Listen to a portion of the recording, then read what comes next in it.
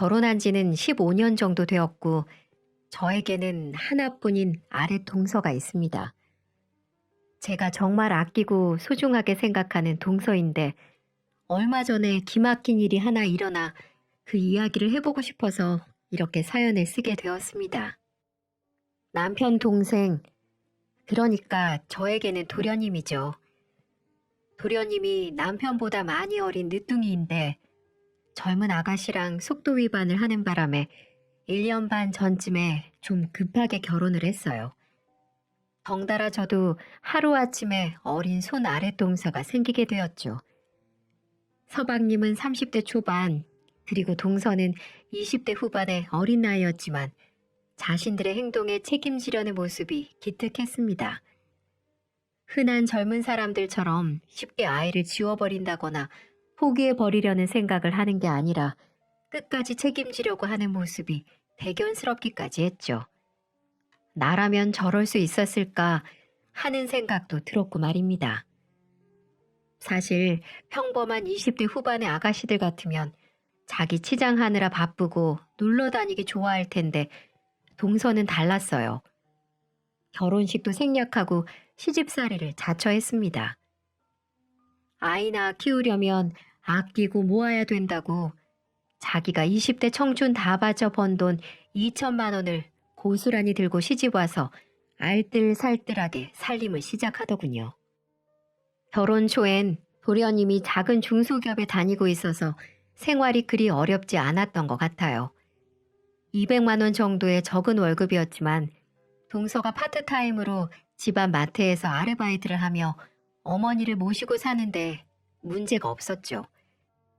그런데 문제는 동서의 배가 불러올 때쯤부터였습니다. 임신 6개월 차에 접어들었을 때였어요. 결혼한 지는 채 3개월도 되지 않은 시점이었죠. 도련님이 회사 사정이 안 좋아져 일을 그만두게 되었다고 했어요. 직원들 월급 주기 힘든 상태까지 간지라 도련님은 결국 일을 그만두게 되었고 한동안은 동서가 벌어오는 수입으로 생활을 해야만 했습니다. 그런데 그 이후 도련님은 좀처럼 일할 생각을 하지 않는 거예요. 갑자기 직장을 구하는 눈높이가 높아져서는 어디 알아주지도 않는 작은 회사에는 들어갈 생각을 안 하는 겁니다. 처음에 저희는 이해를 했어요. 왜냐하면 한 번 작은 회사에서 월급도 못 받고 일을 그만둔 적이 있었던 터라 좀 더 안정적인 회사를 알아보려나 보구나 그렇게 생각하고 말았죠. 하지만 3개월, 6개월이 지나도록 계속 일을 알아보고 있다는 핑계만 대고 매일을 백수신세로 지내고 있으니 동서 마음은 하루하루 마음이 편치 않아 보였어요. 그렇다고 연세 많으신 어머님 보고 일을 하라고 할 수도 없는 노릇이고 사지 멀쩡한 도련님이 일은 안 하고 저러고 있으니 결국 동서가 가장이 될 수밖에 없었습니다. 배는 부를 대로 불러있는데 세 식구 먹고 살려니 파트타임으로는 수입이 부족할 수밖에 없었죠. 결국 동서는 집 근처 식당에 설거지 아르바이트를 나가기 시작했습니다. 아침 10시부터 저녁 10시까지 꼬박 12시간을 서서 일해야 하는 고된 일이었죠. 그런데도 동서는 불평 한마디 없었습니다. 녹초가 되어 퇴근하고도 손 하나 까딱하지 않는 도련님. 시어머니가 어질러 놓은 집 치우고 설거지하고 다음날 식사까지 챙겨 놓으면서 그렇게 열심히 살았어요. 제가 도와주려고 해도 집에 거리가 있다 보니 마음만큼 많이 도와주기는 어렵더라고요. 그래서 종종 전화로 안부를 묻고 동서 용돈과 시어머니 용돈을 조금씩 보내곤 했습니다. 동서, 요즘 많이 힘들지? 아, 형님, 뭐 괜찮아요. 이제 예정일 얼마나 남았더라? 2달 반 정도 남았어요. 아유, 이제 배도 많이 나왔겠다. 안 그래도 사람들이 쌍둥이냐고 자꾸 물어봐요. 병원에서도 애가 좀 크다고는 하는데 벌써부터 겁나요. 형님은 형식이 어떻게 낳으셨어요? 전 벌써부터 이렇게 무서운데 정말 대단하세요. 다 닥치면 하게 되는 거지 뭐. 우리 형식이는 그나마 애가 작았어서 낳을 때 그렇게 많이 고생한 편은 아닌데 동서는 몸도 작은 사람이 애가 커서 걱정이다. 도련님은 좀 어때? 뭐 여전해요. 아유, 도련님이 얼른 정신 차리고 취직을 해야 동서가 좀 편해질 텐데 언제까지 그러고 계시려고. 나도 알아보곤 있는데 워낙 한 곳에 잘 붙어 계시질 못해서. 늘 애써주시는 거 알아요, 형님. 감사해요. 이렇게 아무리 힘들어도 말 한마디도 예쁘게 하는 천사 같은 여자였습니다. 하지만 같이 사는 도련님이나 시어머니는 그런 보석 같은 동서를 알아보지 못하는 것 같더군요. 동서 출산을 앞두고 출산용품이나 좀 사줄까 싶어서 시댁에 한번 갔다가 저는 깜짝 놀라고 말았습니다. 일주일에 하루 쉬면서 뼈 빠지게 일하는 동서를 두고 시어머니는 식당 일 하는 년이라며 깎아내리고 있더군요. 아유, 우리 큰 며느리 왔어? 오느라 고생했지. 와서 좀 앉아라. 좀 쉬어. 아니에요, 어머니. 동서 고생하는데 제가 좀 도와야죠. 동서, 그만하고 잠깐 앉아. 식사 준비는 내가 할게요. 몸도 무거울 텐데 어서 여기 와서 앉아. 제가 그렇게 말을 하자 시어머니가 제지를 하시더군요. 놔둬라, 놔둬. 식당 일 하는 년이 맨날 하는 일 하는 건데 뭐 힘들다고 그러니? 직장 다니는 네가 힘들지. 우리 금쪽 같은 장손도 낳아주고 아주 복덩이야, 복덩이. 그러면서 어머니는 제 손을 잡아 끌어 기어이 소파에 앉히더군요. 동서는 너무나도 익숙하게 제게 형님, 앉아서 쉬세요. 음식 준비 끝나요. 라고 하며 다시 주방 일에 매진하더라고요. 중간에서 저는 이러지도 저러지도 못한 채 눈치만 볼 수밖에 없었습니다. 딱 봐도 오랜만에 저희 놀러 왔다고 동서가 열심히 식사를 준비한 것 같더군요. 반찬 하나하나가 어찌나 정갈하고 맛있던지 젊은 사람이 어쩜 이렇게 손맛도 좋은가 싶어 칭찬을 몇 마디 했습니다. 아유, 동서, 어쩜 이렇게 손맛이 좋아? 자기 진짜 20대 맞아? 동서 어머님이 음식 솜씨가 좋으신가 봐. 정말 나중에 반찬 가게 해도 되겠어. 에이, 형님 부끄럽게 왜 그러세요? 아니야, 정말이야. 어쩜 이렇게 나이도 어린 사람이 재주도 많고 성실하고 배불러서 힘들 텐데 뭘 이렇게 많이 차렸어 또. 괜히 미안하게. 아니에요, 형님. 형님 오셨는데 이 정도는 해야죠. 그렇게 저는 동서랑 서로 덕담을 해주고 있는데 그 순간 또 시어머니가 태클을 거는 겁니다. 우리 큰며느리 말 예쁘게 하는 거 봐라. 윗사람이 저렇게 인덕이 좋으니 작은 애는 얼마나 복을 받은 거야 그래. 아유, 쟤는 우리 집안에 들일 물건이 아니었는데 어쩌다 들여가지고 우리 아들 백수신세로 만들고. 작은 애 너 평생 감사한 줄 알고 살아라. 형님 같은 형님 없고 나같이 마음씨 좋은 시엠이 요즘 찾아보기 힘들다. 그러니까 앞으로 더 잘해. 저는 그 얘기를 듣고 정말 깜짝 놀라 반사적으로 시어머니를 말렸어요. 어머니, 그런 말씀이 어딨어요. 동서가 얼마나 고생하는데. 그리고 동서도 자존심이 있는데 면전에서 그렇게 말씀하시면 고생은 무슨, 식당 일이나 하는 게 자존심은 무슨 자존심. 번듯한 식당에서 요리라도 하면 내가 말도 안 해. 설거지가 뭐야 설거지가. 다른 집 며느리들은 대기업이다 전문직이다 다들 잘 나가던데 난 어디 가서 둘째 결혼했다고 말하기도 창피해 죽겠어. 그렇다고 집안이 빵빵해서 우리 아들 사업이라도 시켜줄 수 있는 것도 아니고. 아유, 내 팔자야. 동서는 밥도 못 먹고 그저 고개를 푹 숙인 채 밥알만 세고 있었습니다. 다다다다 쏘아대는 시어머니 말에 저도 말문이 막혀 아무 말도 할 수 없었어요. 그저 아무 말도 못하고 당하는 동서가 너무 안쓰럽고 불쌍할 따름이었죠. 저는 그럴 때면 식사를 마치고 동서를 몰래 불러내 방에서 따로 이야기를 나누곤 했습니다. 동서, 어머니랑 사는 건 많이 힘들지. 어쩔 수 없죠. 어머니 말도 맞는 말씀이잖아요. 저희 집 가난한 것도 맞고 저 식당 일 하는 것도 맞고 창피하실 만하죠. 아니야. 그게 왜 창피해? 내가 봐선 어머님이 좀 아유 우리끼리니까 솔직하게 말할게. 너무 심해. 아니 요즘 세상에 동서 같은 사람이 어딨다고. 이 젊은 나이에 도련님의 어머님까지 책임지고 먹여 살리고 있는데 무슨 일이라도 하려고 노력하면 칭찬은 해주지 못할 망정. 아니 왜 자꾸 사람을 그렇게 욕하시는지. 아휴 그래도 제 마음 알아주는 건 역시 형님뿐이네요. 감사해요. 혹시라도 도련님이나 어머님이 못 살게 굴면 나한테 꼭 말해. 내가 바로 올게. 큰 도움은 못 돼도 동서편에서 같이 싸워줄 순 있어. 알았지? 네, 형님. 그리고 이거. 이게 뭐예요?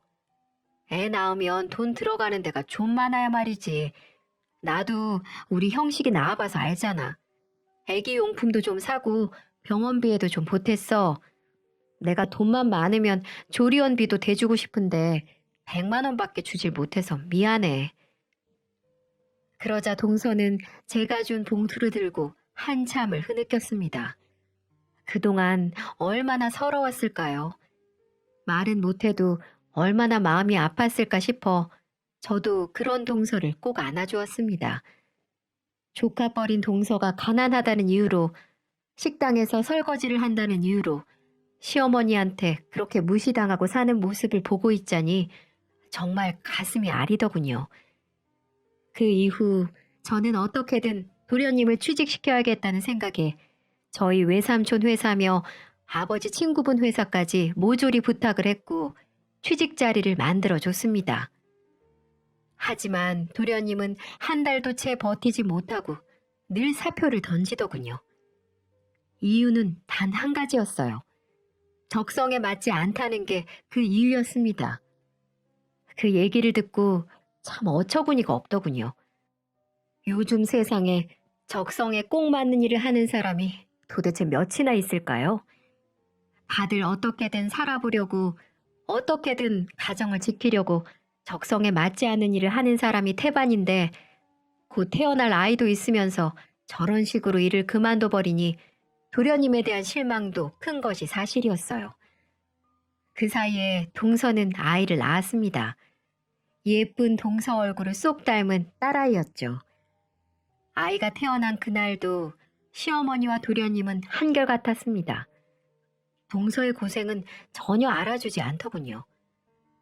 동서는 10시간이 넘는 진통에 기진맥진해 있는데 도련님은 병원 복도 의자에 누워 코골며 자고 있고 시어머니는 그저 아이가 도련님을 닮아 예쁘다는 말만 반복했습니다. 그마저도 이틀을 채 못 가더군요. 아유, 넌 언제까지 그렇게 누워 있을래? 애 낳은 게 무슨 유세라고. 남들도 다 낳는 걸. 지금 우리 집에 일할 사람이 너밖에 더 있어? 나 때는 애 낳고 그날로 밭에 나가서 고추 따고 그랬어. 퍼질러 누워있지 말고 빨리 일어날 생각을 해야지. 아무튼 요즘 것들은 원. 병원비는 뭐 한두 푼이니? 네 집에서 도와줄 여력이 있는 것도 아니고 결국 우리 집 생활비에서 그 돈 다 나가는 건데 네가 이러고 병원비 축 내고 있으면 우리는 뭐 먹고 사니? 옆에서 듣던 제가 다 서럽고 기가 막히더군요. 애 낳은 지 이틀밖에 안 된 산모한테 그게 할 소리인가요? 제가 너무 화가 나서 처음으로 시어머니 앞에서 큰 소리를 냈습니다. 동서, 행여나 일찍 퇴원할 생각하지 마. 애 낳고 관리 잘못하면 정말 평생 고생한다. 병원비 필요하면 내가 좀 보탤 테니까 병원에 입원해 있는 동안만이라도 마음 편하게 있어. 조리원도 꼭 가고. 아유 애미야. 조리원은 무슨 조리원이니?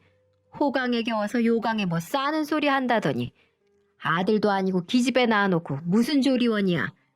병원에 있는 건 뭐 네가 도와준다니 내가 별말 안 하겠다만 조리원은 안 된다. 절대 안 돼. 거기가 얼마나 비싼데? 그 말만 남기고 시어머니는 병실 밖으로 휙 나가버렸습니다.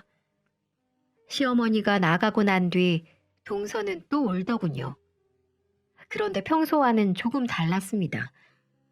평소엔 그저 주눅 들어 서럽게 우는 모습이었다면 그날은 눈에 핏발이 잔뜩 서가지고 시어머니가 떠나간 자취를 노려보더군요.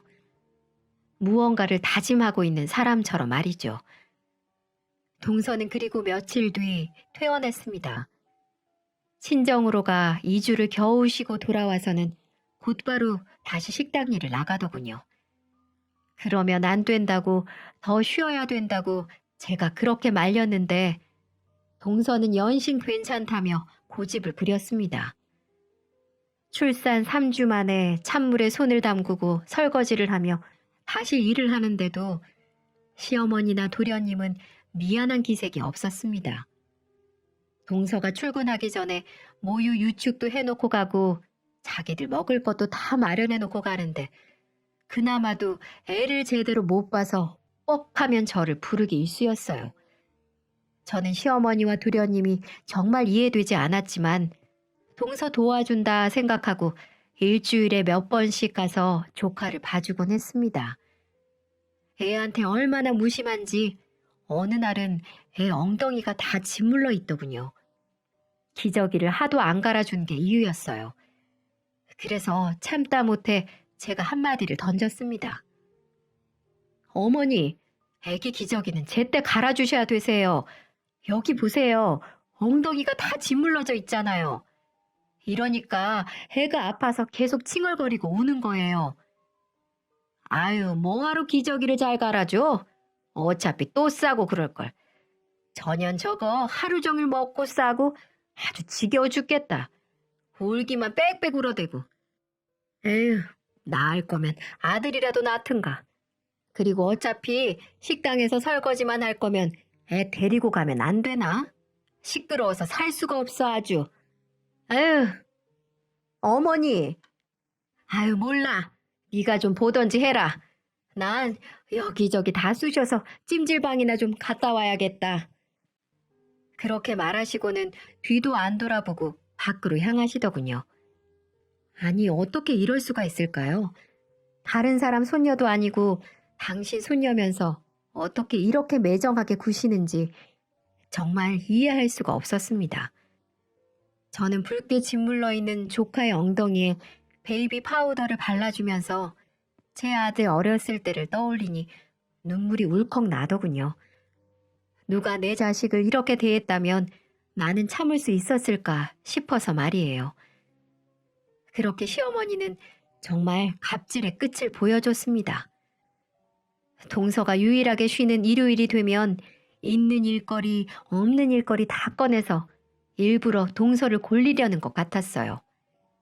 쓰지도 않는 제기를 닦으라질 않나, 갑자기 이불을 빨라고 하질 않나.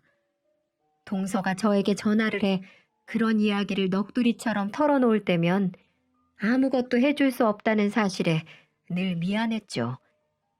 시어머니에게 그러지 마시라고 한 번씩 얘기를 해도 듣질 않으시니 방법도 없었고요. 그래서 저는 계속 이러다가는 동서가 안 좋은 생각을 할까 싶어 도련님을 따로 불러내 밥을 사주며 제 생각을 얘기했습니다. 도련님, 요즘 일자리 계속 알아보고 있어요? 언제까지 이렇게 동서한테만 의지하고 사실 건데요. 도련님도 보시다시피 젖먹이 아이 키우랴 식당 일하랴 몸이 2개라도 부족한 줄 모르세요? 이럴 때 도련님이 동서를 옆에서 도와줘야죠. 언제까지 이렇게 철없이 행동을 할 건데요. 형수, 저도 힘들다고요. 생각처럼 일이 안 구해지는 걸 저보고 어떡하라고요? 그리고 며느리가 시댁에 와서 집안일 하는 건 당연한 거 아닌가요? 여자가 애 낳는 것도 당연하고 그게 뭘 심각한 일이라고 저를 따로 불러서 이런 얘기를 하시는 건데요. 저도 제 자신이 미쳐버릴 것 같으니까 그만 좀 보채시라고요. 도련님, 말이 지나치시네요. 지금 동서가 얼마나 힘든 상태인 줄 모르세요? 정말 혹시라도 잘못된 생각을 할까봐 제가 얼마나 걱정하는 줄 아세요? 우선은 도련님이 아무 일이라도 시작하시고 동서 좀 쉬게 좀 해주세요. 그건 제가 알아서 할 테니까 형수는 그만 참견하세요. 왜 남의 일에 그렇게 간섭을 하시는데요? 요즘 심심하신가 봐요? 도련님, 그 말만 남긴 채 도련님은 제게 인사를 하는 둥 마는 둥 하고 가버렸습니다. 정말 대화라도 해서 현재 동서 상황을 말을 해준다면 조금이라도 마음을 고쳐먹을 거라고 작은 기대를 했었는데 그런 저의 마음을 무참히 깨버리고 본인 갈 길 가더군요. 정말 결혼하기 전에는 참 순수하고 착한 도련님이었는데 왜 갑자기 이렇게 사람이 돌변했을까요? 아무리 생각을 해도 이해가 가지 않았어요. 그러던 중 일이 터졌습니다. 조카가 7개월쯤 됐을 때 일이었어요. 동서의 아버님이 갑작스러운 교통사고로 돌아가시게 된 겁니다. 연락을 받은 뒤 저와 남편은 충격을 받고 있을 동서를 생각해서 급하게 빈소로 향했죠.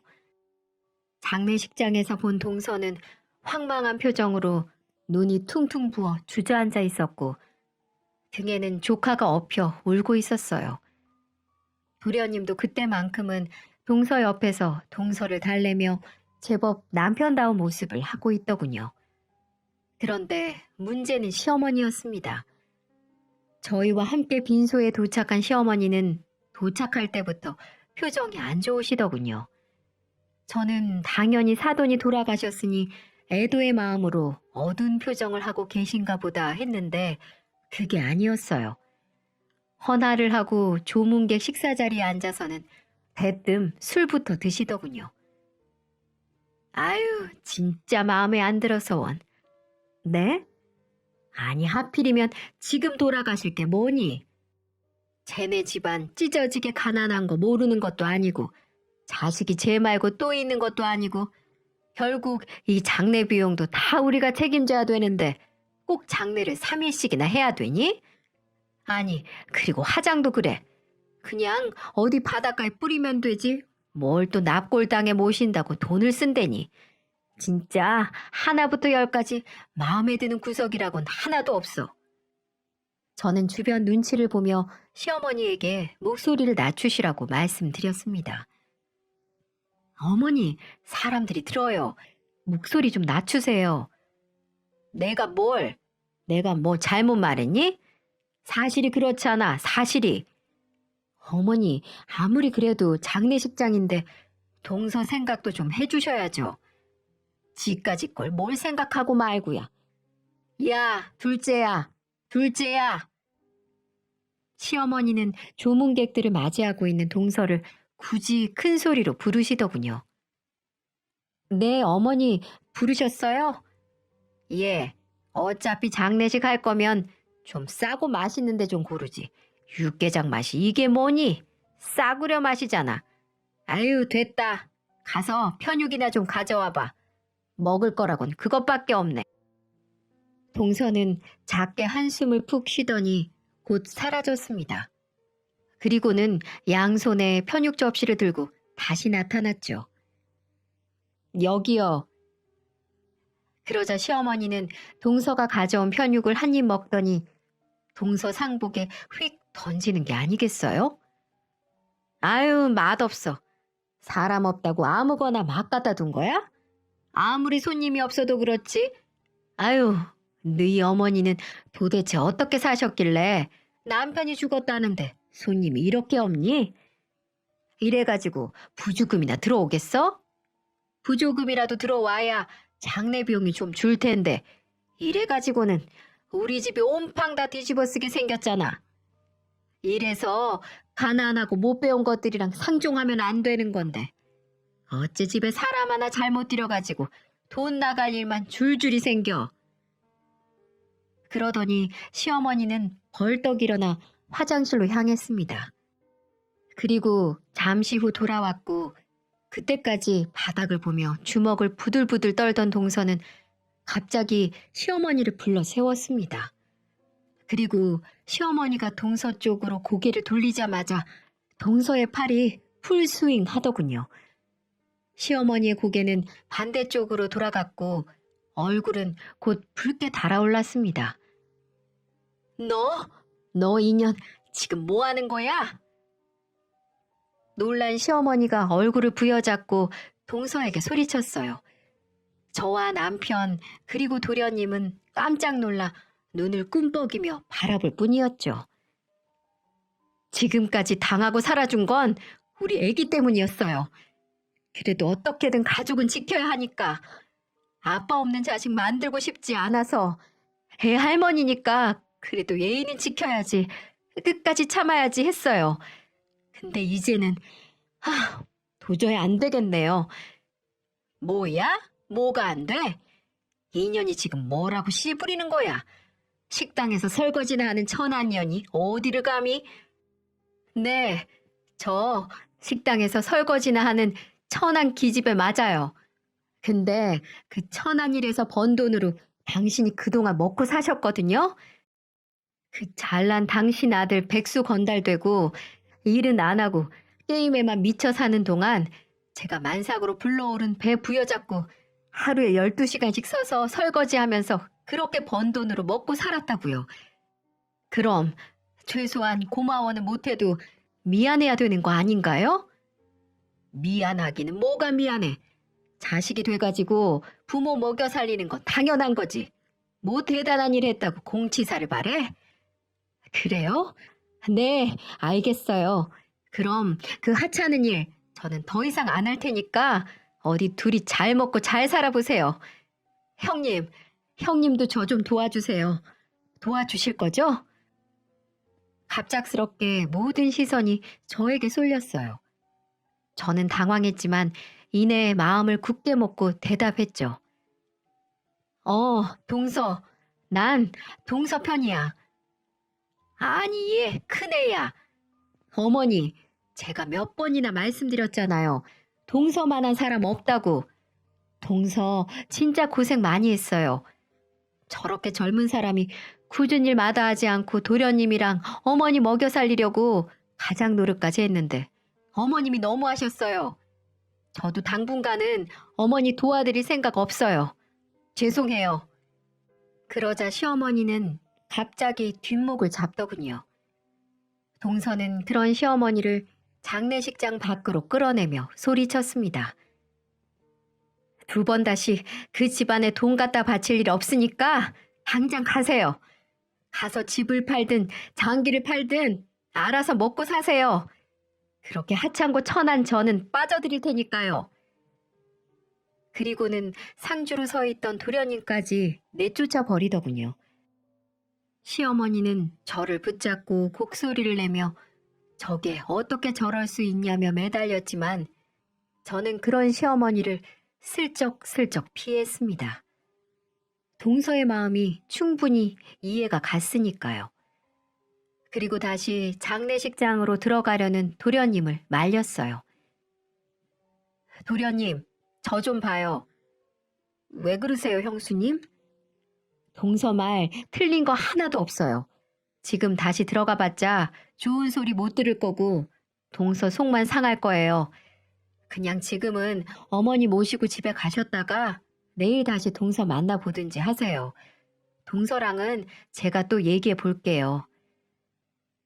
그렇게 도련님과 시어머니를 제 남편 차에 태워 함께 서울로 올라갔습니다.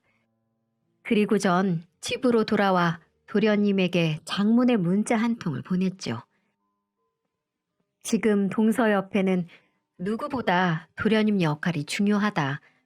한 가정의 가장의 무게가 무거운 건 알지만 지금껏 동서가 시댁에 했던 걸 생각해봐라.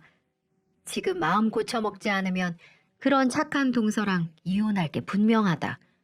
여자는 한 번 마음을 떠나면 돌아오지 않는다. 등등 이런 장문의 문자를 보내며 어떻게 처신할 건지 깊이 생각해 보라고 말을 해주었습니다. 그리고 다시 다음 날 도련님과 함께 다시 장례식장으로 내려갔습니다. 동서는 하루 사이에 더 퀭한 몰골이 되어 있었고 저를 보자마자 눈물을 터뜨렸습니다. 많이 힘들지. 그래, 많이 힘들 거야. 울어. 울고 싶은 만큼 울어. 다 울고 털어낼 수 있으면 그 눈물이 얼만큼이든 내가 다 받아줄게. 그런 동서를 안절부절하며 쳐다만 보던 도련님은 무릎을 꿇고 빌기 시작했죠. 제가 장문의 문자를 보낸 게 통한 걸까요? 여보, 내가 잘못했어. 내가 그동안 너무 내 생각만 하고 당신은 전혀 배려를 안 한 것 같아. 이번에 정말 느꼈어. 장례식장에서 울고 있는 당신의 모습을 보니까 나 정말 나쁜 놈이더라. 정말 미안해. 그러자 동서 역시 눈물을 그치고 대화를 이어나가더군요. 저는 두 사람이 편하게 이야기할 수 있도록 조카를 데리고 잠시 자리를 피해 주었어요. 그래도 장례식장이 워낙 좁은지라 소리는 다 들리더군요.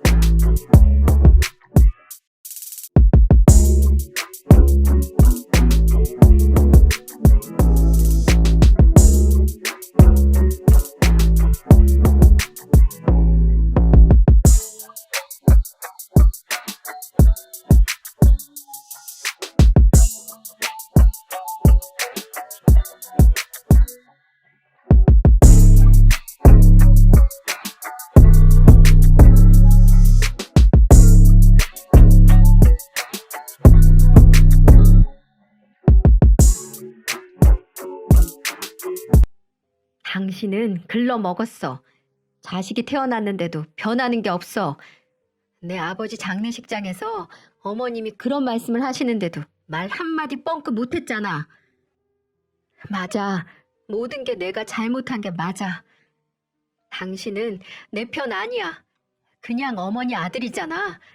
난 그런 사람이랑 더 살 자신 없어. 아니야. 나 당신 편이야. 내가 그동안 표현을 못했을 뿐이야. 나도 가장으로서 잘하고 싶은데 생각만큼 내 뜻대로 되지 않으니까 자꾸 삐딱하게 나간 거였어. 정말 미안해, 여보. 이제는 당신만 보고 살게. 우리 딸이랑 당신만 생각하고 열심히 살게. 그러니까 한 번만 더 기회를 줘. 그렇게 도련님은 계속 매달리고 동서는 계속 쳐내며 한참을 실랑이를 하다가 결국 동서가 도련님을 다시 받아주는 듯 싶었습니다. 아니, 조건을 내밀며 받아주는 듯 했어요. 나중에 들어보니 첫째, 가장으로서 남편으로 역할을 충실히 할 것. 둘째, 시어머니와 인연을 끊을 것. 이 두 가지 조건이었습니다. 만약에 앞으로 하루라도 이 조건을 어길 시 무조건 이혼이라는 통보를 했고 각서까지 써가며 공증까지 했어요. 물론 제가 증인이 되어 주었고요. 전 동서가 참 대단하다고 생각을 했습니다. 나 같으면 그런 도련님하고 단 한순간도 같이 살고 싶지 않을 텐데 동서는 모든 걸 용서해 주었어요. 아마도 자식 때문에 그런 선택을 하는 게 아닌가 싶었습니다. 그렇게 생각하며 도련님을 마지막으로 믿어본 것 같아요. 그렇게 그날 이후 두 사람의 삶은 완전히 달라졌죠. 장례식이 끝나고 집으로 돌아온 동서는 더 이상 이전에 나약하고 순둥순둥한 동서가 아니었습니다. 걱정스런 마음에 따라갔다가 동서의 새로운 모습을 보게 됐어요. 네가 웬일이니? 아주 안 볼 사람처럼 굴더니. 그치? 너 같은 게 뭐 우리 집 아니면 어딜 가겠니? 착각하지 마세요. 그쪽 보러 온 거 아니니까. 뭐? 그쪽? 한 달 안에 분가해서 살 테니까 그렇게 아세요. 지하방이든 옥탑방이든 구해서 나갈 겁니다. 마침 아빠 보험금이 나와서 다행히 저희 세 식구 살 집은 구할 수 있을 것 같아요. 아우, 그래? 보험금 받았어? 아니, 얼마나 받았니? 얘는 왜 그걸 지금 얘기해?